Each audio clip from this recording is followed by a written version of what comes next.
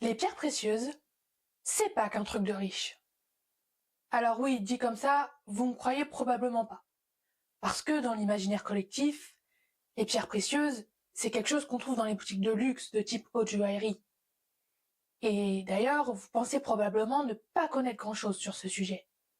Mais si je vous disais que les pierres précieuses, vous les côtoyez beaucoup plus souvent que ce que vous ne le réalisez.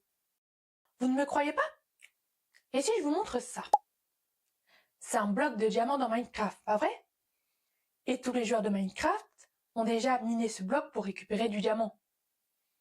Et il y a d'autres jeux vidéo où on trouve des pierres précieuses. Par exemple Zelda. Le rubis est la monnaie officielle du jeu. Dans le monde de la musique aussi, on adore les pierres précieuses. Diamonds de Rihanna, Sapphire de Ed Sheeran, ou encore Diamonds Are a Girl Best Friend de Marilyn Monroe. Les pierres précieuses se chantent et s'écoutent. La littérature aussi s'empare du sujet. La parure de Guy de Maupassant, le collier de la reine d'Alexandre Dumas. Les pierres précieuses nourrissent et fascinent la littérature. Les pierres précieuses envahissent aussi le cinéma. Depuis le collier du Titanic jusqu'au film Blood Diamond de Edward Zwick, les pierres précieuses fascinent et nourrissent un imaginaire dans tous les domaines de l'art. Je pourrais encore citer des dizaines d'exemples pour étayer mon propos, mais je pense que vous avez compris l'idée.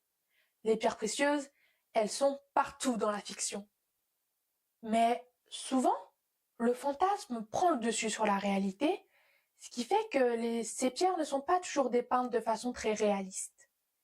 Et c'est pour ça que j'ai décidé de me lancer dans une série de vidéos intitulée Exploration gémologique.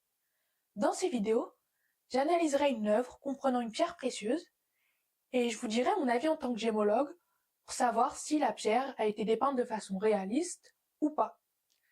Alors, si l'idée te plaît, n'hésite pas à mettre un like et à t'abonner et à mettre en commentaire l'œuvre que tu voudrais me voir analyser. Ça peut être un film, une série, un roman, une peinture, un manga, un animé, que sais-je. Du moment qu'il y a une pierre, je suis là pour l'analyser. Pour info, ma prochaine vidéo, ce sera une petite introduction à la gémologie pour expliquer quelques notions de base qui seront nécessaires pour les futures explorations gémologiques. D'ici là, je te souhaite plein de bonheur et rendez-vous dans la prochaine vidéo.